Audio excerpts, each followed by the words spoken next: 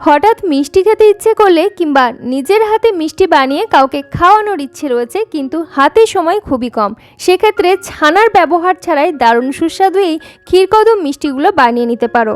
তো এর জন্য লাগছে হাফ কাপ বেসন। বেসনটাকে সুন্দর করে ড্রাই রোস্ট করে তার মধ্যে 1 টেবিল চামচ ঘি দিয়ে খুব ভালো করে মিশিয়ে নিতে হবে।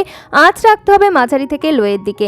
খুব ভালো করে মেশানো হয়ে গেলে দিয়ে দিতে হবে যে পরিমাণ বেসন সম পরিমাণ চিনি, 1 চিমটে লবণ। ভালো করে নাড়াচাড়া করে নিতে হবে। তারপরে অ্যাড করে নিতে হবে যে পরিমাণ বেসন সম পরিমাণ রুম টেম্পারেচারে থাকা জল দিয়ে ভালো করে নাড়াচাড়া করে মাঝারি আঁচে মিনিট 4-5 কুক করে নিতে হবে। যখন দেখা যাবে এরকম একটা ঘন ঘন টেক্সচারের মিশ্রণ তৈরি হয়ে আসছে, সেই পর্যায়ে আঁচ বন্ধ করে এটাকে ঠান্ডা হতে দিতে হবে।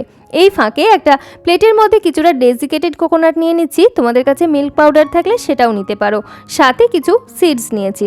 তারপরে এই মিশ্রণটা যখন ঠান্ডা হয়ে আসছে, এরকম একটা শক্ত মন্ডের মতো তৈরি হয়ে যাবে, সেটাকে হাত দিয়ে একটু মথে হাতে একটু ঘি লাগিয়ে নিতে হবে।